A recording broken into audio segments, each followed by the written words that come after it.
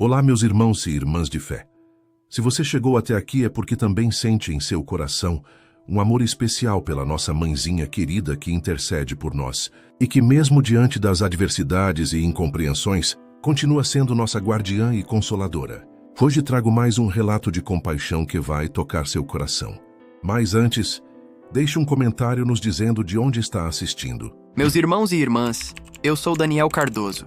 Por 15 anos, servi como pastor ordenado da Igreja Adventista do Sétimo Dia em São Paulo, Brasil. Desde cedo, fui imerso numa verdade inquestionável. Para minha família adventista de terceira geração, o catolicismo era a manifestação mais perigosa do cristianismo apóstata. Meu avô, Sr. Horácio, que fora católico antes de se converter nos anos 40, narrava com um misto de horror e desilusão como adorou ídolos por décadas, sem nunca perceber. Ele apontava para a imponente Catedral da Sé que víamos da nossa casa e sentenciava com uma convicção inabalável: lá dentro não está Deus, lá está a Grande Babilônia. No seminário adventista, mergulhei profundamente na profecia bíblica sob a ótica de Ellen White, e foi ali que a verdade se desvelava para mim, implacável. A Igreja Católica era a besta do Apocalipse, o Papa, o Anticristo, a veneração a Maria e aos santos, pura idolatria, sem disfarces. Minha tese de teologia não deixou margem para dúvidas. O foco era a corrupção mariana do cristianismo primitivo. Com versículos bíblicos em mãos, eu argumentava com veemência. Maria foi um ventre escolhido por Deus, sim, mas nada além disso. Após o nascimento de Jesus, ela se tornou uma mulher comum, teve outros filhos com José e morreu como qualquer ser humano. Qualquer outra coisa, eu pregava, era invenção de Roma, um ardil astuto para nos afastar da única salvação que Cristo oferece. No bairro do Brás, minha congregação somava 250 membros, em sua maioria ex-católicos. Eles haviam encontrado no adventismo a verdade presente, como dizíamos. A cada sábado do púlpito, eu denunciava as superstições papistas. Fazia isso com um fervor genuíno, profundamente convencido de que estava salvando almas do engano. Irmãos, eu bradava, quando virem nossos vizinhos católicos prostrados diante de estátuas de gesso, lembrem-se de Êxodo 24. Não farás para ti imagem de escultura, nem semelhança alguma do que há em cima nos céus, nem embaixo na terra. Isso é pura idolatria. A convicção era palpável na congregação. Muitos ali reviviam seus próprios dias como católicos cegos. Patrícia, minha esposa, adventista de berço, compartilhava intensamente esse zelo evangelístico. Juntos, organizávamos conferências proféticas no coração da cidade. Com mapas e diagramas detalhados, eu expunha como a Igreja Católica havia distorcido o cristianismo original. Daniel 7 nos revela, eu ensinava, que o pequeno chifre que ousou mudar os tempos e a lei é o papado romano. Eles inventaram o domingo, suplantando o sábado. Criaram o purgatório para vender indulgências e, pior, colocaram uma mulher pagã, Maria, no lugar que pertence unicamente a Cristo.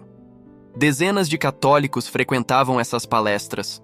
Alguns, após sair de Babilônia, eram batizados em nossa igreja. Minha reputação cresceu. Fui reconhecido como o pregador mais hábil na refutação das doutrinas católicas.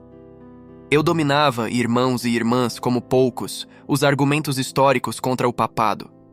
Cada capítulo, cada versículo, eu tinha na ponta da língua para provar a vocês. A adoração a Maria, nada mais que uma adaptação do antigo culto pagão a Ísis. E quanto aos sacramentos católicos? Eu detalhava como cada um deles, sem exceção, contradizia abertamente a Bíblia. Os padres de São Paulo me conheciam bem. Alguns até ousavam me desafiar para debates públicos, mas o resultado era sempre o mesmo. Eu saía vitorioso. Afinal, eu pensava, tinha a Bíblia ao meu lado, tinha a própria verdade. Então, veio dezembro de 2019. Naquele ano, a Arquidiocese de São Paulo, fiel à sua tradição, organizou uma gigantesca procissão em honra a Nossa Senhora Aparecida. As ruas foram tomadas por milhares de católicos. Multidões carregavam imagens, entoavam louvores a Maria. Para mim, a cena era clara. um espetáculo grandioso de idolatria em massa. Naquela mesma manhã, durante nosso culto de sábado, meu sermão foi incisivo. Do púlpito, declarei aos irmãos e irmãs: hoje, a poucas quadras daqui, milhares de pessoas cometem adultério espiritual. Adoram uma mulher morta. Que tristeza profunda não conhecerem Jesus como o único mediador. Mal o culto terminou, e alguns irmãos se aproximaram com uma sugestão. Daniel, disse o irmão Ricardo com os olhos brilhando, vamos lá, testificar entre a multidão católica. Ele continuou, Pastor Daniel Cardoso, teremos uma oportunidade sem igual para espalhar a verdade a uma multidão sedenta. A proposta me acendeu. Sem hesitar, peguei minha Bíblia, alguns folhetos adventistas sobre o grande conflito e, junto com mais 5 irmãos da igreja, marchamos direto para o centro. Chegamos à Praça da Sé. A procissão já havia terminado, mas o que encontramos ali? Aquilo me atingiu, irmãos e irmãs, como uma onda avassaladora de tristeza e indignação. Milhares de pessoas se aglomeravam diante da Catedral da Sé, muitas delas prostradas de joelhos. Oravam com um fervor palpável para uma enorme imagem de Nossa Senhora Aparecida, erguida no átrio. Eu via mulheres idosas, com lágrimas nos olhos, tocando o manto da imagem. Mães erguiam seus bebês, apresentando-os a Maria. Homens adultos recitavam rosários com uma devoção que, confesso, me perturbava profundamente. Que cegueira! Sussurrei para a irmã Eliana ao meu lado. Toda aquela gente, tão sincera em sua fé, mas para mim totalmente enganada por Satanás, adorando ídolos em vez do Deus verdadeiro. Irmãos e irmãs, decidimos nos aproximar mais para distribuir a literatura. Mas enquanto eu abria caminho pela multidão compacta, as orações a Maria começaram a me perfurar. Virgem Santíssima, ajude-me. Mãe minha, não me abandone. Rainha do céu, interceda por meus filhos. Cada súplica, cada clamor, era como uma faca afiada no meu coração adventista. Como é possível? Eu me perguntava incessantemente. Como não veem que estão falando apenas com um pedaço de madeira pintado? Finalmente nos aproximamos da imagem. Foi quando um grupo de católicos nos notou com nossas bíblias e folhetos. Curiosos, eles se achegaram. Uma pergunta inocente, feita por uma senhora de idade, desencadeou tudo. Vocês também são cristãos? Minha resposta, carregada de uma convicção que eu julgava inabalável, veio sem hesitação. Somos os únicos cristãos verdadeiros por aqui. Naquele instante, apontei o dedo para o que eu via como um erro crasso. Vocês estão cometendo idolatria ao adorar essa estátua. A ofensa no rosto dela foi instantânea. Não a adoramos, ela se apressou em explicar. Pedimos que interceda por nós junto ao filho dela. Exato! Exclamei sentindo um arrepio. Aí reside o erro fundamental. 1 Timóteo 2,5 é cristalina e irrefutável. Há um só mediador entre Deus e os homens, Jesus Cristo, homem, não Maria. Em poucos minutos, um círculo de quase 30 pessoas se formava ao nosso redor. Eu me sentia completamente em meu elemento. O palco era meu. A Bíblia ecoava em minha voz, cada argumento afiado pela minha perspicácia. Eu realmente acreditava que o Espírito Santo me usava para abrir os olhos daquelas almas iludidas. Irmãos católicos, declarei, erguendo a voz para que todos ouvissem. Esta imagem que vocês veneram é mera madeira e tinta. Ela não pode ouvi-los, não pode ajudá-los, não pode fazer absolutamente nada. A verdadeira Maria, a Maria bíblica, foi uma mulher abençoada, sim, escolhida por Deus. Mas era comum. Ela teve outros filhos depois de Jesus e morreu há 2000 anos. Todo o resto? Fábulas, invenções de Roma concebidas para afastá-los de Cristo.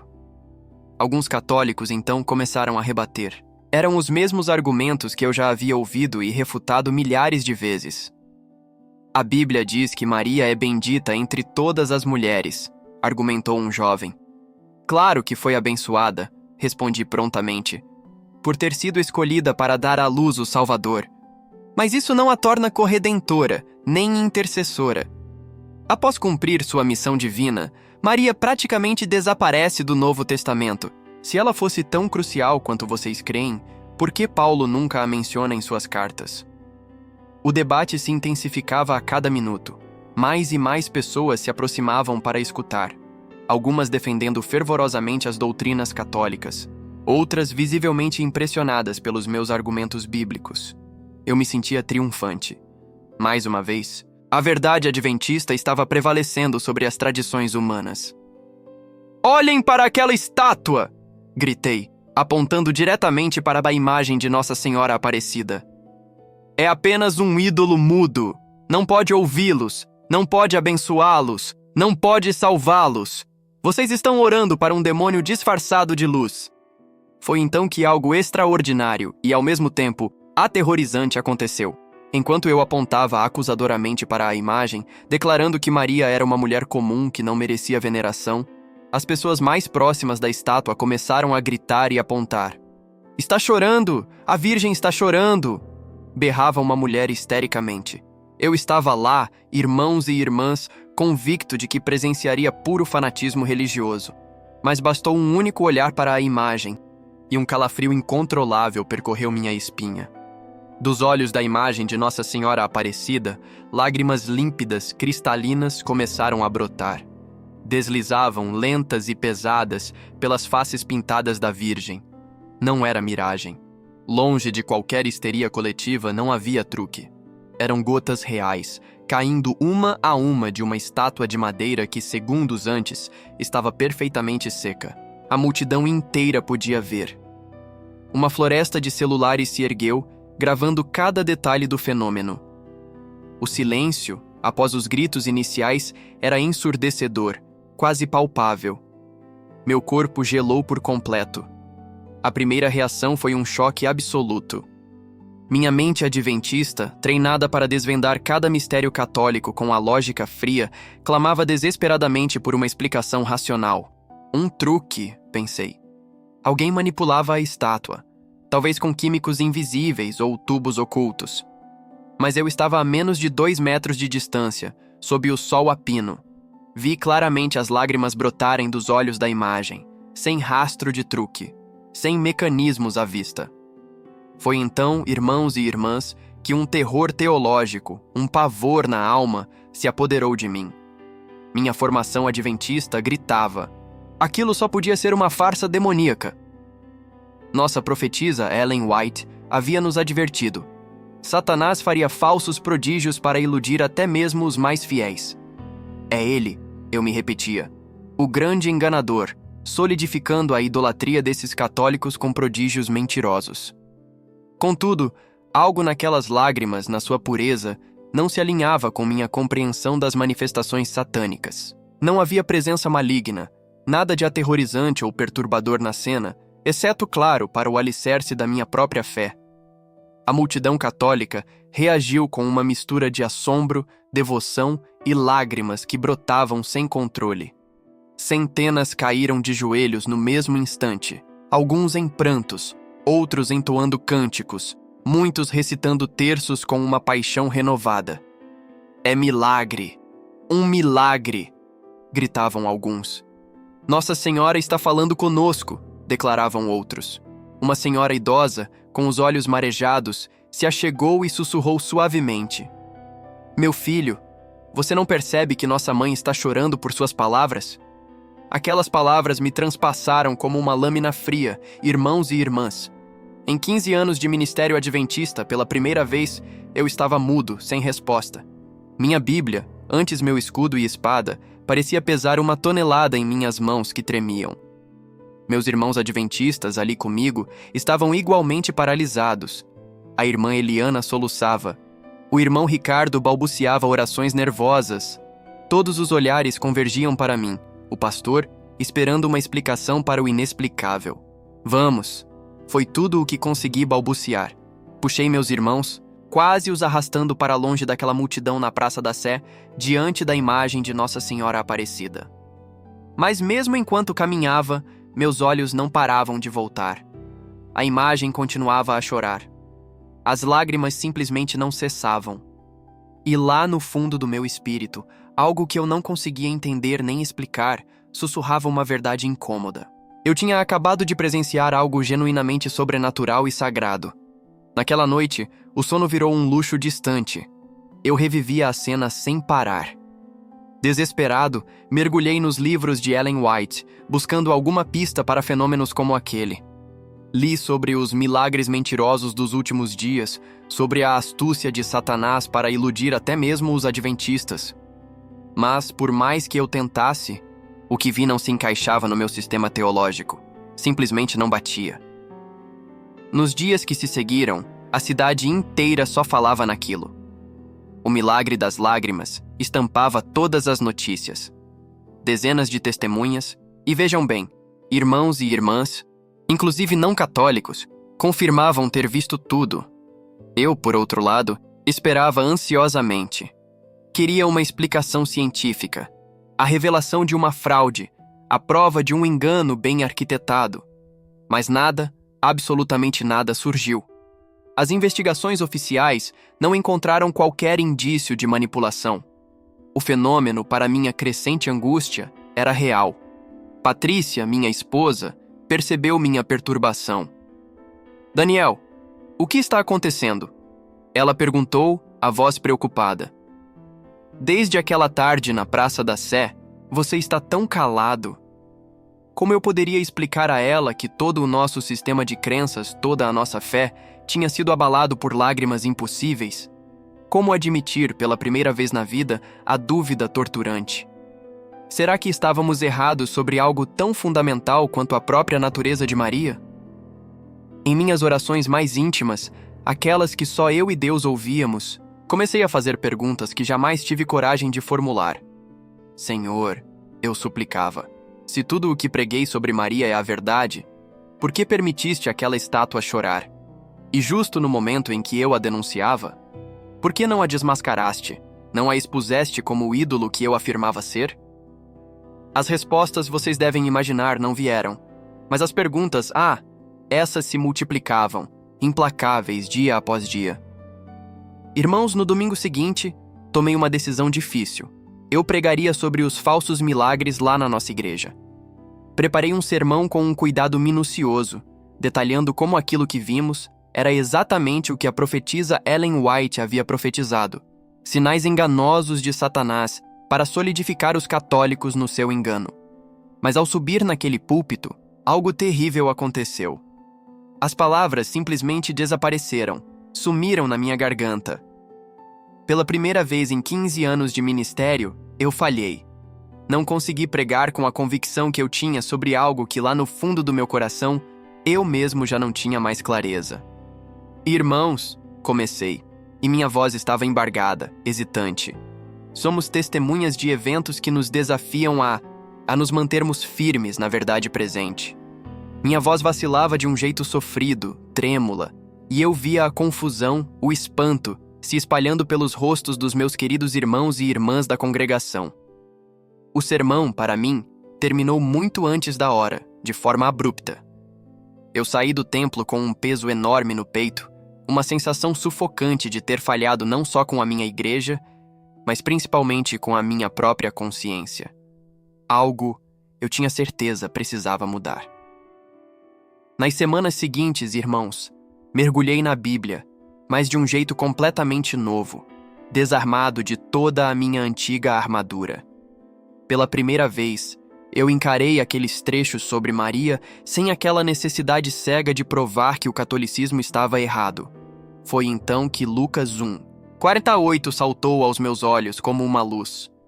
Porque atentou na humildade de sua serva. Pois eis que desde agora todas as gerações me chamarão bem-aventurada. Todas as gerações, eu refleti com o coração apertado. Se a própria Maria profetizou que seria chamada de bem-aventurada por todas as épocas, por que nós, adventistas, a relegávamos a um esquecimento quase total? Minha busca, irmãos, me levou então àquele milagre nas bodas de Caná, em João 2. E ali, de novo, Maria se destacava de um jeito tão claro, intercedendo a Jesus pelas necessidades dos outros. Era uma ponte viva. Eles não têm mais vinho, ela disse a ele, com uma doçura que me tocou. E mesmo com a resposta de Jesus de que a sua hora ainda não havia chegado, a confiança de Maria na intercessão dela era tão grande que ela instruiu os serventes: fazei tudo o que ele vos disser. Não era exatamente essa a crença católica sobre a intercessão de Maria, irmãos? E mais, não foi justamente essa intercessão que resultou no primeiro milagre público de Jesus? Meu Deus, eu me perguntava com a alma em brasa. Mas o impacto, irmãos, o impacto de verdade, viria ao reler João 19, 26, 27. Ali, pendurado na cruz, Jesus se dirigia ao discípulo amado: eis aí tua mãe. E ao discípulo: eis aí teu filho. Se a intenção fosse apenas o cuidado físico de Maria em seus últimos anos, por que usar palavras tão carregadas, tão específicas? Por que ele não disse apenas: João, cuide de Maria? Aquilo me martelava a alma, sem parar. Irmãos e irmãs, foi então que a pergunta me atingiu. E se Jesus estivesse, na verdade, estabelecendo algo muito mais profundo? Uma verdadeira maternidade espiritual de Maria para todos os seus discípulos, para todos nós? Essa investigação bíblica particular logo me impulsionou à história da igreja primitiva. E o que encontrei foi chocante. A veneração a Maria não era, como eu havia pregado por tanto tempo, uma invenção romana tardia, um artifício do século IV. Suas raízes eram muito mais profundas, antiquíssimas. O Subitum Praesidium, uma oração a Maria pedindo sua intercessão, por exemplo, data do século I.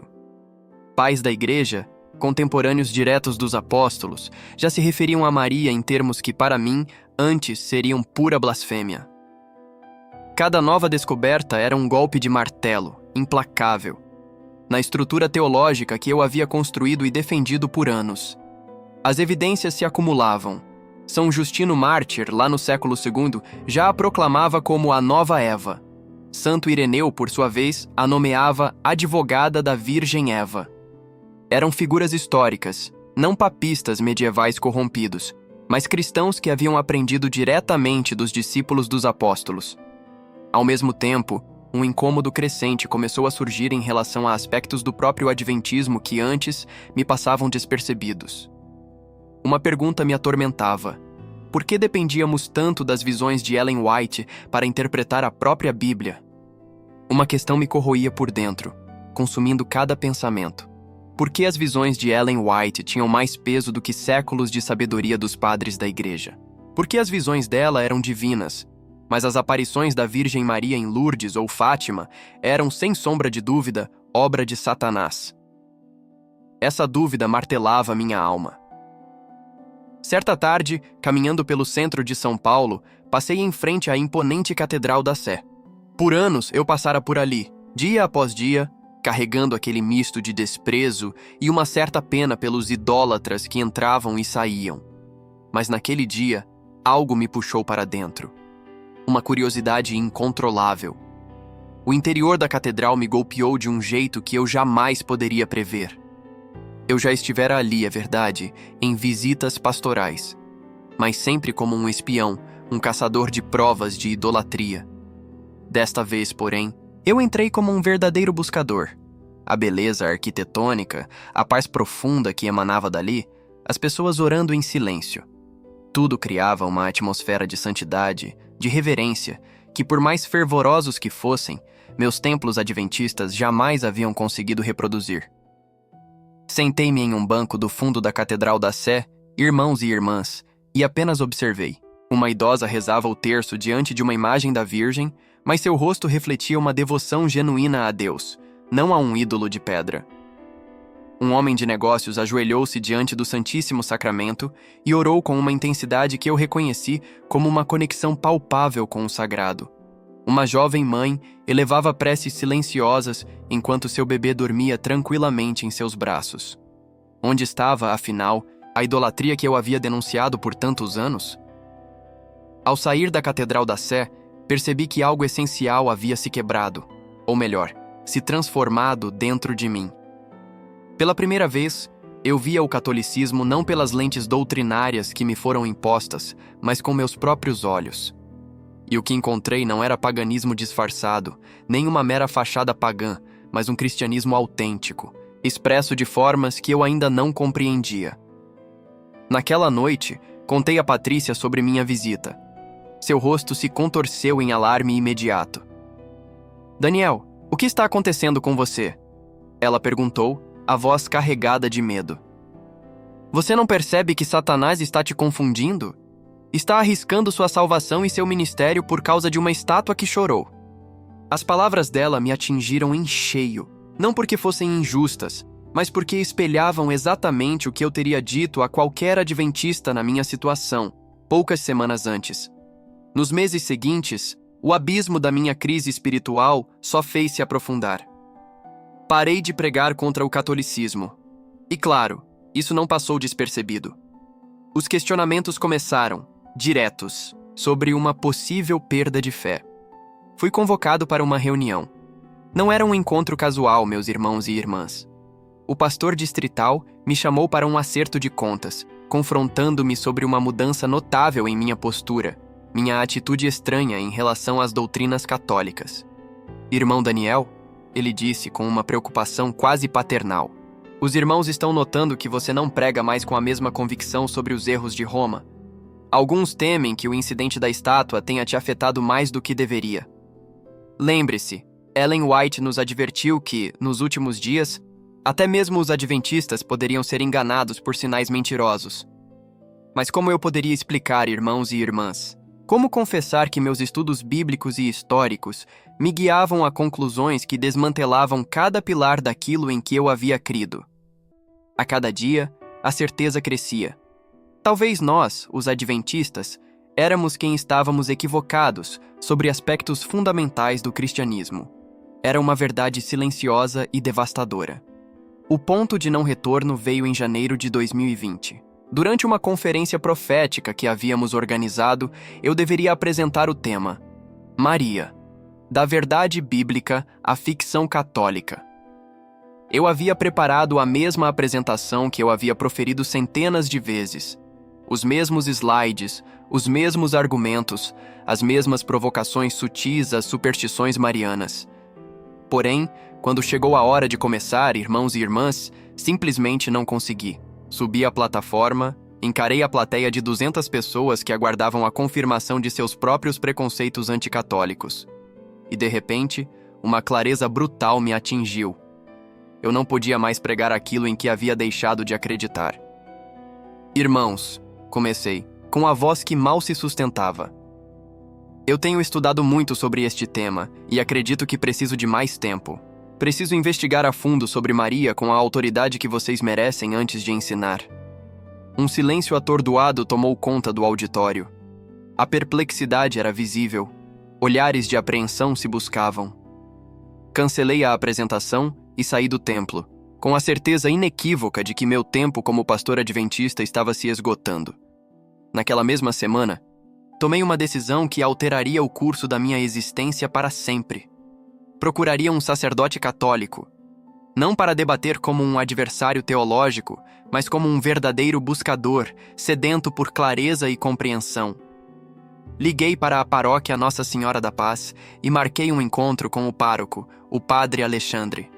O Padre Alexandre se mostrou um homem de vasto saber, de paciência notável e uma compreensão que me pegou de surpresa. Ao expor minha situação, não encontrei nele vestígios de triunfalismo, muito menos condescendência.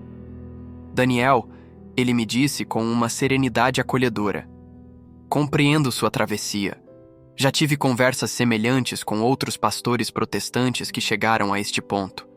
O mais importante é saber que sua genuína busca pela verdade é, acima de tudo, honrosa, não importa aonde ela o leve."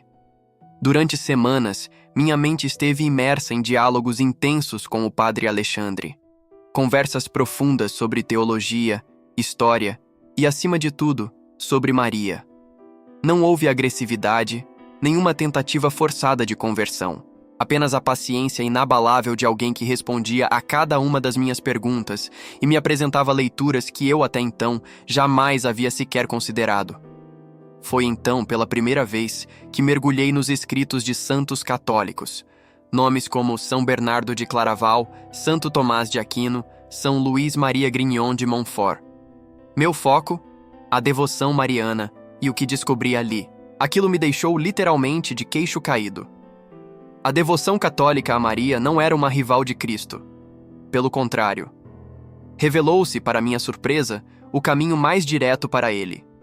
São Luís de Montfort já afirmava: o meio mais perfeito para ir a Jesus é Maria. E São Bernardo de Claraval ecoava: não podemos ir a Cristo senão por Maria, assim como não podemos ir ao Pai senão por Cristo. Ficava claro, toda a Mariologia católica possuía um único propósito: levar-nos mais fundo em Jesus, jamais nos afastar.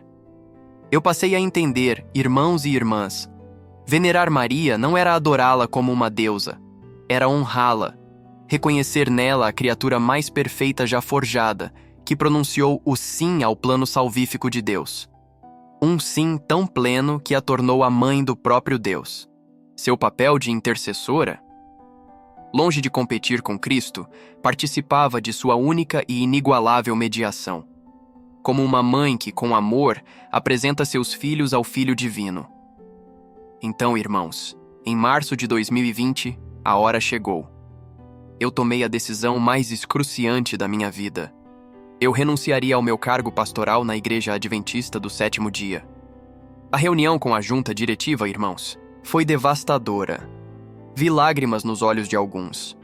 Outros tinham a irritação estampada no rosto. Muitos, em desespero, me suplicavam para que eu reconsiderasse.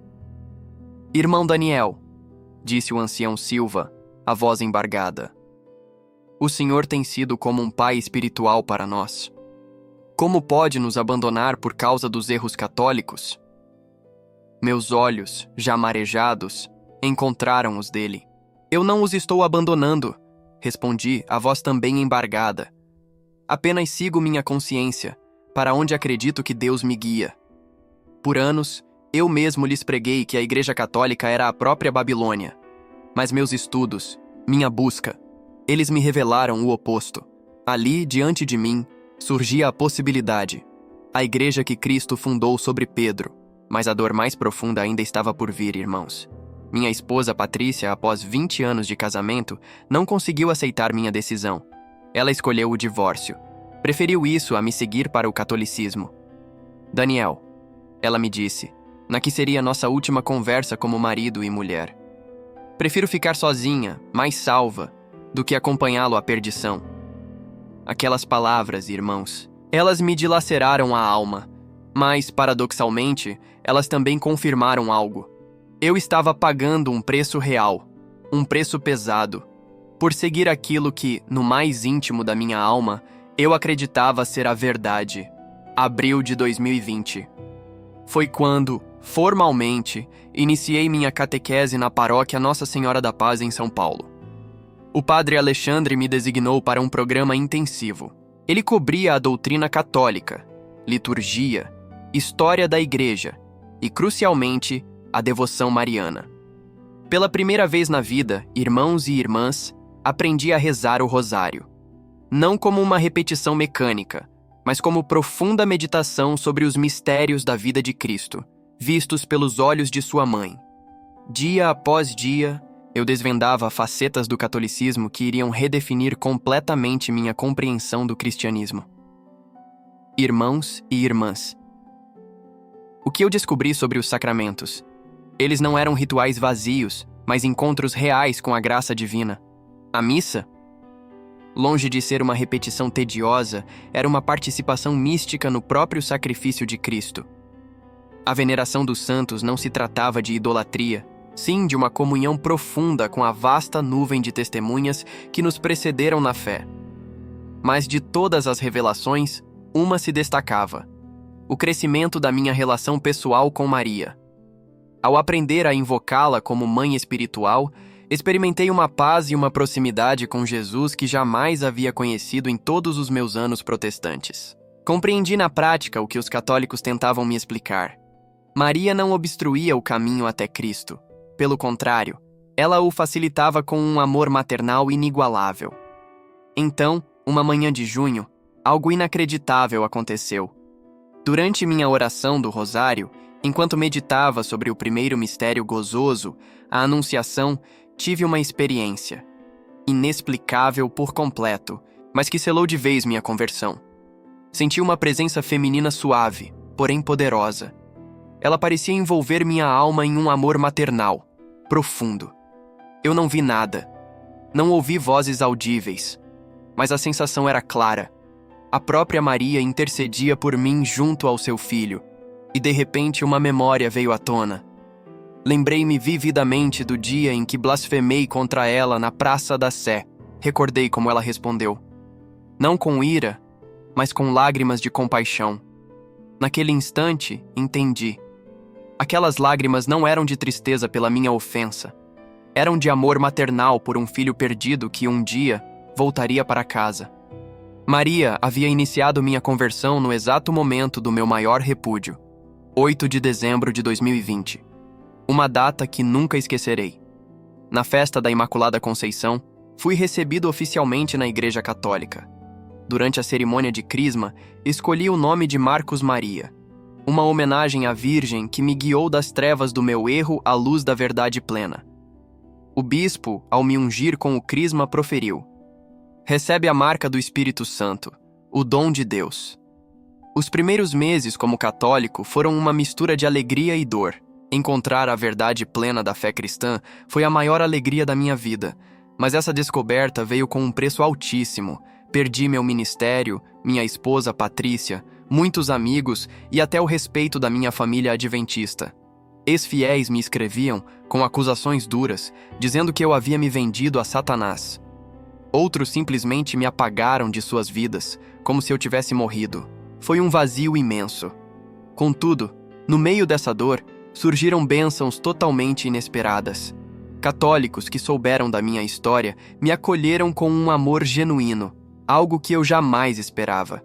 E o mais surpreendente, alguns deles confessaram que meus antigos ataques à fé deles, paradoxalmente, os levaram a estudar suas próprias crenças mais a fundo, fortalecendo-os ainda mais. Irmão Daniel, suas perguntas difíceis nos ajudaram a entender melhor por que acreditamos no que acreditamos. Essa frase, dita por uma senhora presente no dia do Milagre das Lágrimas, ressoa em meu coração até hoje. Em janeiro de 2021, decidi aprofundar minha jornada, começando a estudar teologia católica formalmente no Seminário Diocesano em São Paulo. Minha vivência como pastor protestante me concedeu uma perspectiva singular e privilegiada sobre as diferenças doutrinárias entre as tradições. Não demorou muito para que eu fosse convidado a apoiar na formação de outros convertidos do protestantismo. Foi ali que descobri minha nova e verdadeira vocação: ser ponte entre o mundo protestante que deixei e o mundo católico que, com todo o coração, abracei. Hoje, 3 anos após minha conversão, posso afirmar com gratidão e plena convicção: Maria cumpriu à risca o que prometeu nas bodas de Caná. Ela, de fato, me conduziu a fazer tudo o que seu filho me dissesse. Através dela, não encontrei apenas a verdade doutrinal do catolicismo, mas uma relação mais profunda e pessoal com Jesus Cristo, algo que eu jamais havia experimentado como protestante. Com frequência, retorno à Praça da Sé, o lugar onde tudo começou. E cada vez que contemplo a imagem de Nossa Senhora Aparecida, sou levado de volta àquele dia de dezembro, às lágrimas que ela derramou. Foi ali que uma revelação me impactou profundamente. Aquelas lágrimas não eram por minha blasfêmia, mas pela cegueira da minha alma. Como qualquer mãe, ela sofria ao ver seu filho perdido, mas com uma fé inabalável, sabia que eu voltaria para casa. Muitos ainda me questionam, com uma ponta de incredulidade. Como pude trocar a verdade que eu vivia pelas tradições humanas do catolicismo? Minha resposta é simples e poderosa, ecoando as próprias palavras de Jesus: conhecereis a verdade, e a verdade vos libertará. Essa verdade me libertou de uma prisão teológica que me aprisionou por 4 longas décadas. Ela me revelou que Maria não é uma antagonista de Cristo, mas sim sua mais perfeita colaboradora. A verdade me guiou de volta para casa, para a igreja que ele mesmo fundou há 2000 anos, aquela que um dia, em minha ignorância, chamei de simples mulher. A verdade, afinal, se revelou. Aquilo que os católicos sempre souberam: A Mãe de Deus, a Rainha do Céu, a intercessora perfeita, e agora, minha própria mãe espiritual. As lágrimas dela, naquele dia de dezembro, foram o primeiro presente de uma mãe a um filho que nem percebia o quanto precisava. Hoje, cada manhã começa com um pedido a Maria, para que ela me leve mais perto de Jesus, exatamente como guiou os serventes em Caná ao primeiro milagre de seu filho. E cada noite termina com uma gratidão imensa pelo resgate dela, por aquelas lágrimas de amor maternal que me arrancaram do erro. Irmãos e irmãs, com Maria, desvendei um segredo profundo, um mistério que muitos não entendem. Quando uma mãe derrama lágrimas pelos filhos, mesmo que a blasfemem, ela já está operando sua conversão. Maria me ensinou que o amor maternal dela, vindo de Deus, transcende nossos erros teológicos. É mais profundo que preconceitos e mais persistente que qualquer resistência espiritual. Hoje, posso ecoar as palavras de São João no Calvário: "Eis aí tua mãe." E como ele, a acolhi em minha casa espiritual para sempre. Mas a guia de Maria, nos meus primeiros anos de católico, não cessou. Longe disso. Ela continuou a operar de formas extraordinárias em minha vida, de um jeito que eu jamais poderia prever. O ano era 2022. Na Pontifícia Universidade Católica de São Paulo, durante uma conferência sobre conversão protestante, uma jovem adventista se aproximou. Os olhos dela estavam marejados. "Irmão Daniel", ela começou, a voz embargada, "o Senhor foi meu pastor quando eu era criança." Ela revelou que minha conversão, minha própria virada, havia abalado e quase destruído a fé adventista dela.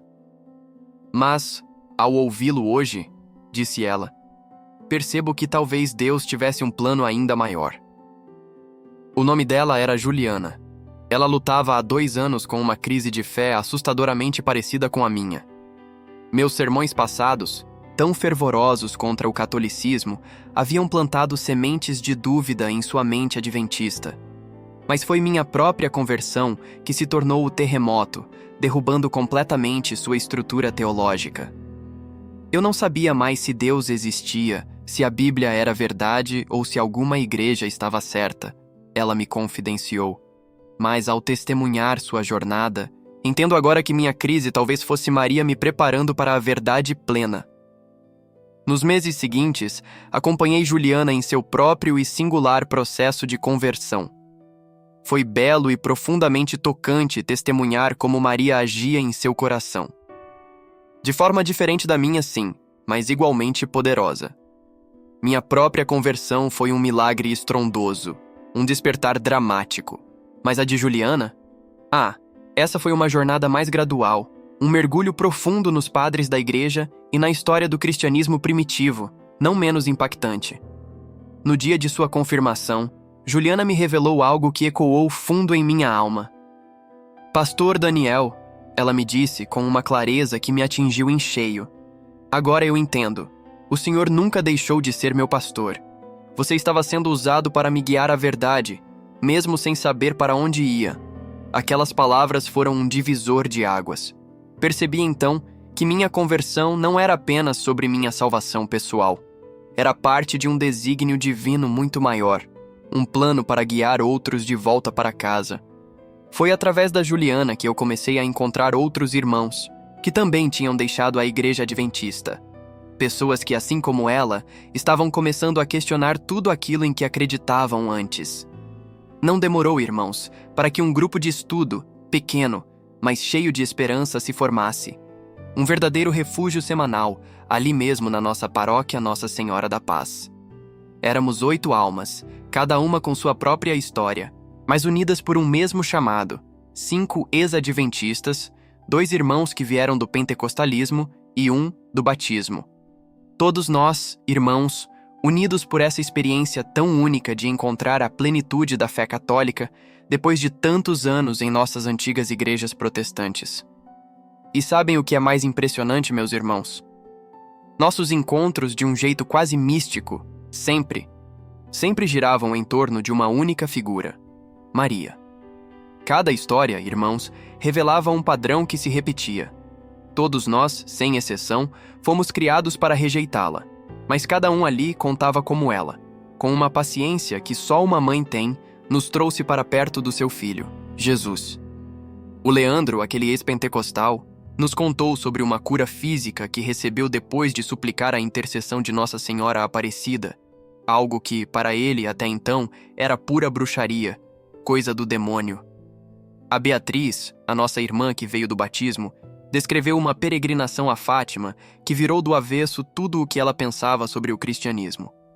E o que me deixava em choque, irmãos, era ver quantos convertidos tinham vivido experiências com Maria antes mesmo de sequer pensar em se tornar católico. Era como se Maria fosse a evangelista silenciosa, trabalhando no coração de tantos irmãos protestantes, preparando-os para a verdade completa. Um padrão, irmãos, que se repetia, quase um roteiro que o próprio Deus escrevia. A rejeição no começo, um encontro inexplicável com Maria, uma crise profunda no meio da fé protestante, a busca, a investigação teológica e, no fim, a conversão católica. Foi em 2023 que o nosso bispo, em sua sabedoria, me deu uma missão. Daniel, ele disse, está na hora de formalizar este movimento. Assim nasceu, irmãos, o apostolado Santa Maria da Conversão, com um único propósito: acompanhar nossos irmãos protestantes nesta jornada, de volta para casa, rumo ao catolicismo. Nós criamos um programa de estudos, irmãos, forte, muito bem pensado, para desmistificar as dúvidas e objeções mais comuns dos protestantes: a autoridade da Bíblia, a veneração dos santos, os sacramentos, a figura do Papa e, claro, o papel tão essencial de Maria. Mas, irmãos, um dos maiores desafios foi ter que enfrentar a hostilidade, que às vezes chegava a ser feroz, dos meus antigos irmãos adventistas. Alguns deles, eu soube, chegaram a organizar campanhas de oração, suplicando a Deus para me libertar do engano católico. Eu fui chamado de ministro caído, irmãos. Disseram que eu estava seduzido pela Babilônia. E o que mais me doeu, o que me rasgou a alma, foi que as críticas mais amargas vinham justamente dos meus amigos mais próximos, aqueles que um dia compartilharam comigo a missão, o ministério. Meu colega de seminário, aquele que eu tanto estimava, o irmão Gerson, foi um dos mais duros. Ele chegou a publicar um artigo, irmãos, com um título que ainda ecoa na minha mente, um grito doloroso: Como Daniel Cardoso trocou Cristo por Maria. A tese dele, irmãos, que a minha conversão não era nada além de uma ilusão diabólica, uma prova de como Satanás pode enganar até os pastores mais experientes com os seus milagres mentirosos. As palavras dele, irmãos, foram um golpe direto, certeiro, no coração. O Daniel que conhecíamos, ele escreveu, morreu no dia em que se prostrou diante de uma imagem de gesso. O homem que agora usa o seu nome é um lobo em pele de cordeiro. Irmãos e irmãs, aquelas acusações, aqueles golpes, me feriam profundamente.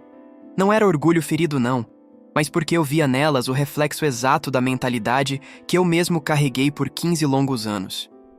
Eu entendia a sinceridade deles, a dor que sentiam ao me ver como alguém que tinha se desviado. Mas ao mesmo tempo, eu sabia no fundo da alma, eles estavam cegos, exatamente como eu estive um dia. Revidar? Não era o caminho de jeito nenhum. Minha única escolha foi orar, pedir à própria Maria que os tocasse com a mesma misericórdia que um dia me alcançou. Mas a resposta às minhas orações, ao meu silêncio que parecia interminável, veio de um jeito que ninguém, absolutamente ninguém, esperava. Era dezembro de 2023. Exatos 4 anos depois daquele milagre das lágrimas que mudou minha vida, o irmão Gerson, o mesmo que tanto me condenara, visitou São Paulo. Uma conferência adventista de grande porte o trouxe até nossa cidade, bem perto de onde tudo começou. Membros do nosso apostolado, irmãos e irmãs cheios de fé, com toda a reverência e respeito, estenderam um convite a ele, um debate público. O tema? Nossas profundas divergências teológicas. Gerson, claro, relutou. Hesitou bastante, mas no fim, para a surpresa de muitos, aceitou. Ele estava certíssimo de que naquele palco conseguiria me resgatar do que ele chamava de erro católico.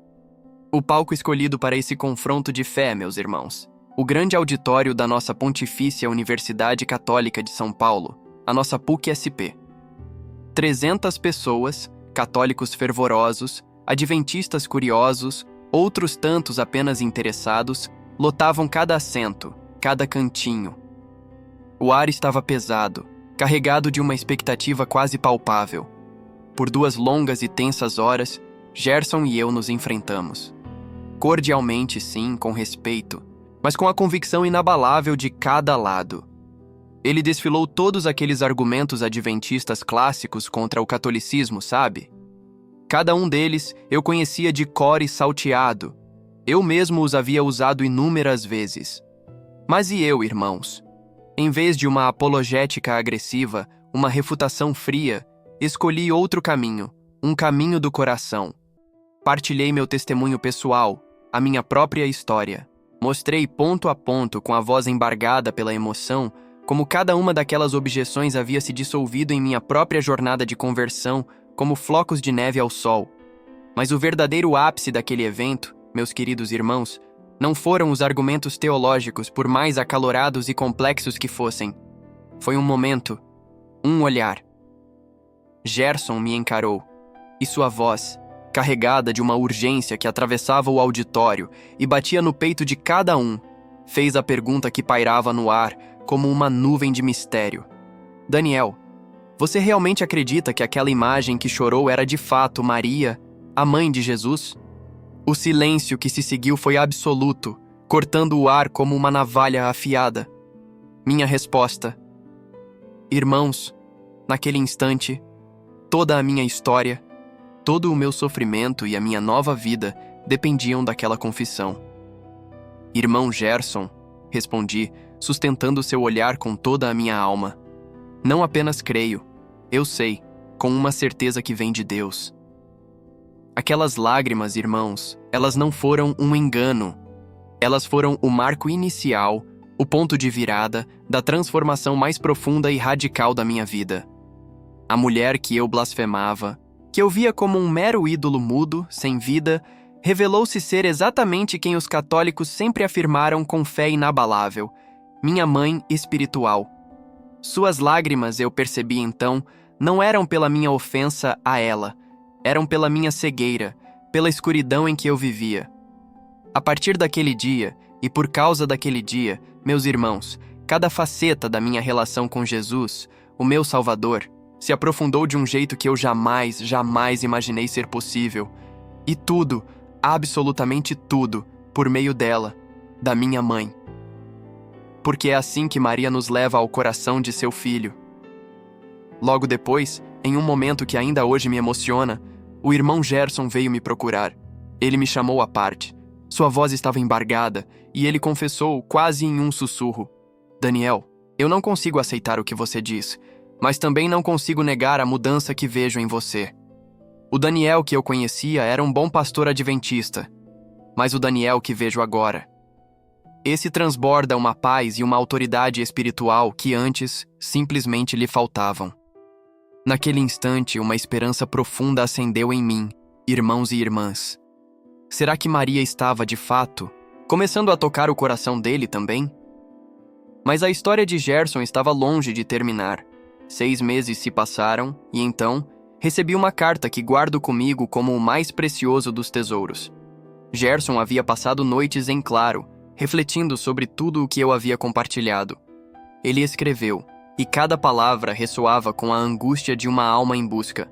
Daniel, tenho estudado tudo o que você compartilhou naquele dia. Não consigo mais dormir, pensando na possibilidade de que tudo o que sempre acreditamos sobre Maria esteja na verdade equivocado.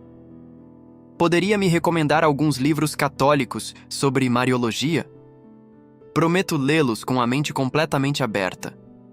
Aquela carta confirmou uma verdade que eu já sentia em meu espírito. Maria nunca desiste. Ela continua a trabalhar em corações sinceros, mesmo quando a recusa inicial é a mais veemente. Essa é a sua persistência silenciosa. Nesse mesmo período, algo ainda maior acontecia. Meu ministério, que antes era local em São Paulo, começava a se expandir, rompendo as fronteiras do Brasil. Convites chegavam de todas as partes: Estados Unidos, Colômbia, Argentina e muitos outros países com expressivas populações protestantes. E em cada um desses lugares, irmãos, a mesma cena se repetia, a mesma sede espiritual, quase palpável. Protestantes sinceros, que haviam chegado a impasses teológicos profundos, buscavam respostas que suas próprias denominações simplesmente já não podiam mais oferecer. Foi em uma conferência em Salvador, Bahia, que me deparei com a história de Lucas Lima, um pastor pentecostal. Sua experiência mariana era tão impactante, tão inacreditável quanto a minha. Ele me contou que, durante uma campanha evangelística, enquanto ele denunciava com veemência o que considerava superstições católicas, algo extraordinário aconteceu. Uma imagem de Nossa Senhora do Carmo começou a emanar um perfume sobrenatural. Não apenas ele, mas toda essa audiência, cada pessoa presente, sentiu aquele aroma. Lucas me disse com os olhos marejados: "Irmão Daniel, eu tentei de tudo para explicar aquilo como um truque satânico, uma ilusão do inimigo. Mas a fragrância era tão celestial, tão pura, tão impregnada de uma paz que não era deste mundo, que simplesmente não poderia ser diabólica. Naquela noite, eu entendi. Havia algo profundamente, terrivelmente errado na minha compreensão sobre Maria. Irmãos e irmãs, 6 meses depois do nosso encontro, Lucas Lima, aquele pastor pentecostal, se converteu ao catolicismo. Hoje, ele não apenas lidera o Ministério de Conversos Protestantes na Arquidiocese de São Paulo, como já conduziu mais de 50 pastores pentecostais para a Igreja Católica Apostólica Romana. O testemunho dele, tão poderoso, tão inegável, solidificou uma convicção que já crescia em mim, irmãos. Maria possui uma estratégia singular e absolutamente eficaz para alcançar líderes protestantes. Eu vi com meus próprios olhos, irmãos e irmãs. Maria se manifesta com uma precisão assombrosa, especialmente quando é mais atacada. Ela responde à blasfêmia com milagres de amor, e eu, por muito tempo, fui um desses que atacavam. Ao longo dos anos, mergulhei fundo nos mistérios da fé, aprofundando minha compreensão sobre o papel ímpar de Maria na obra salvífica. Estudei as obras dos grandes mestres católicos, São Bernardo, Santo Tomás de Aquino, São Luís de Montfort, São Maximiliano Kolbe. Cada linha desvendava aspectos de Maria que meus anos como protestante jamais me permitiram sequer vislumbrar, irmãos. Mas foi um conceito em particular que me desafiou e transformou: a devoção a Maria como corredentora. Por anos, eu a ataquei sem trégua, irmãos. Para mim, era uma blasfêmia pura. Afinal, não era Cristo o único Redentor? Mas a verdade lentamente se desdobrou. A corredenção mariana não competia com a obra de Cristo. Pelo contrário, ela participava dela, de forma única, mas sempre subordinada. Maria cooperou livremente na encarnação, sofreu junto a Cristo no Calvário, e ainda hoje intercede pela aplicação dos frutos da redenção em nossas vidas. Essa compreensão, porém, só se tornou carne e espírito quando iniciei a consagração a Maria, seguindo o método de São Luís de Montfort. Por 33 dias, mergulhei nas meditações propostas. Examinei cada canto da minha alma, renunciei ao espírito do mundo e me preparei para uma entrega total. A Jesus, por meio de Maria, irmãos e irmãs. No dia da consagração ali, durante a missa, algo indescritível aconteceu. Experimentei uma união com Cristo que superava, em profundidade, tudo o que eu havia vivido em meus anos como protestante. Finalmente, a verdade se revelou em sua plenitude, meus irmãos. A frase de São Luís de Montfort, "Maria é o molde onde Cristo se forma em nós", deixou de ser teoria. Eu a senti em minha própria carne. Não apenas fisicamente, em seu ventre virginal, mas agora espiritualmente, em minha alma, pela consagração. Longe de ser um obstáculo, irmãos, ela era o caminho que lapidava, que aperfeiçoava minha relação com Cristo. Ela moldava gentilmente tudo o que em mim não se alinhava ao seu Filho. E então, em 2024, um novo chamado. O cardeal arcebispo de São Paulo me confiou uma missão: consultor diocesano para a conversão de protestantes. Minha função era clara e desafiadora: desenvolver programas para sacerdotes que acolhiam conversos, criar materiais apologéticos específicos para o público protestante e treinar equipes leigas no diálogo interdenominacional. Mas, dentre todos os projetos, um brilhou por sua eficácia singular: a criação de vídeos de testemunhos de conversão. Neles, ex-pastores protestantes narravam com suas próprias vozes suas jornadas transformadoras rumo ao catolicismo. Irmãos e irmãs, havia um padrão, quase um roteiro, que se repetia incessantemente. Tudo começava com uma formação anticatólica arraigada, seguida por um encontro transformador com algum aspecto do catolicismo. E muitas vezes era a própria figura de Maria que se revelava. Esse choque inicial invariavelmente desencadeava uma profunda crise de fé protestante, impulsionando uma investigação teológica aprofundada. O desfecho? A conversão. Mas o que mais me comovia, o que realmente tocava a alma, era a avalanche de cartas que chegavam, vindas de protestantes de todos os cantos do mundo. Ao lerem esses testemunhos, eles se viam, se reconheciam e então iniciavam suas próprias jornadas de descoberta. Pense na pastora luterana da Alemanha. Ela me escreveu, e suas palavras ecoavam uma verdade profunda. Seu testemunho sobre as lágrimas de Maria, dizia ela, despertou em mim a lembrança de uma experiência similar que vivi em Lourdes 5 anos atrás. Fui até lá com a intenção clara de refutar as superstições católicas, mas, para minha surpresa, saí de lá me questionando se eu estava errada. Hoje, estou começando minha catequese para entrar finalmente na Igreja Católica. E não era um caso isolado. Das Filipinas, chegou outra mensagem, desta vez de um missionário batista, o irmão Miguel.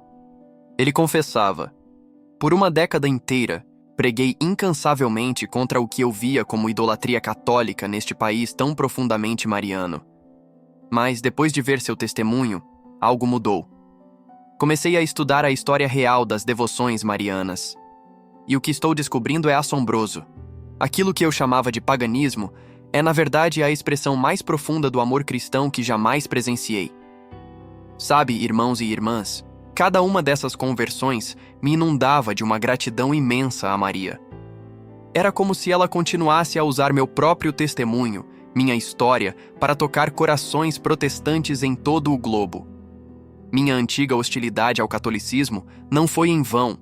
Ela se transformou no instrumento perfeito, a ponte ideal para guiar outros à verdade. Minha experiência de rejeição me conferia uma credibilidade única, uma voz autêntica junto a audiências protestantes que, por natureza, desconfiavam dos apologistas católicos de B. Então, em 12 de dezembro de 2024, exatamente no 5º aniversário do Milagre das Lágrimas, retornei à Praça da Sé. Não era um retorno qualquer. Era para uma cerimônia especial, um marco. O bispo havia organizado uma missa de ação de graças, um tributo a todas aquelas conversões. Ali, vários ex-protestantes renovariam publicamente sua consagração a Maria. Éramos 50 conversos, vindos das mais diversas denominações: adventistas, pentecostais, batistas, presbiterianos, metodistas, luteranos. Irmãos e irmãs, durante a homilia, o bispo discorreu sobre o que ele chamou de método mariano de evangelização. Suas palavras ressoavam em mim com uma verdade profunda. Maria atrai os corações mais resistentes, ele afirmou. Não com argumentos teológicos complexos, mas com um amor maternal incondicional. Ela chora por seus filhos perdidos, intercede pacientemente e espera no silêncio o momento perfeito para se manifestar. Ele concluiu com convicção. Os testemunhos que ouvimos hoje confirmam, sem sombra de dúvida, que Maria é a evangelista mais eficaz da Igreja, especialmente para nossos irmãos separados. Após a missa, irmãos, um impulso me guiou de volta à imagem de Nossa Senhora Aparecida, o ponto exato onde tudo havia começado para mim. Mas desta vez, a aproximação era muito diferente. Eu não vinha mais como aquele adversário blasfemo de outrora. Eu vinha como um filho que agradece, com o coração enfim em paz. Ó, Mãe! Em silêncio, minha oração se elevou. Eu te agradeço, irmãos, agradeço por teres chorado por mim, mesmo quando eu te odiava, por transformares meu desprezo em amor puro, minha ignorância em luz do conhecimento e meu ministério, antes destrutivo, em um apostolado construtivo. Sim, obrigado por me conduzires à plenitude da fé em teu Filho. Foi então que, imerso nessa prece, senti um toque gentil no ombro. Uma senhora idosa, com a voz embargada pela emoção, perguntou: "Você é Daniel Cardoso?" "Sim, senhora", respondi. E ela continuou com os olhos fixos nos meus. "Eu estava lá. Naquele dia, o dia em que você berrou contra Nossa Senhora, e ela, de um jeito inexplicável, pareceu chorar. Desde então, nunca mais parei de rezar por você. Que alegria imensa é testemunhar como ela respondeu. As palavras dela, irmãos, tão simples e profundas, me atingiram a alma. Por 5 longos anos, irmãos, aquela mulher, em sua fé inabalável, intercedeu por mim. Naquele instante, uma verdade profunda me atingiu. Minha conversão não foi obra exclusiva de Maria. Ela era o fruto, sim, mas também das orações incessantes de católicos fiéis. Eles viram minha hostilidade, minha agressividade e responderam com um amor que intercedia, um amor que jamais vacilou. Hoje, irmãos, em fevereiro de 2024, enquanto registro estas memórias, minha vida católica não para de florescer. Mergulhei nos estudos de doutorado em Mariologia na Pontifícia Universidade Católica de São Paulo, PUC-SP. Meu foco? Desvendar o intrigante fenômeno das conversões protestantes, aquelas impulsionadas por experiências marianas autênticas. Minha tese explora como Maria, com uma sabedoria única, utiliza métodos evangelísticos que ressoam diretamente com a mentalidade protestante. São, antes de tudo, manifestações sobrenaturais que primeiro abalam suas categorias teológicas, para então guiar, passo a passo, a processos educativos que os conduzem à plenitude da verdade católica. A boa notícia não para por aí, irmãos e irmãs. No próximo mês, meu livro, De Babilônia a Belém, Minha Conversão do Adventismo para Maria, será lançado.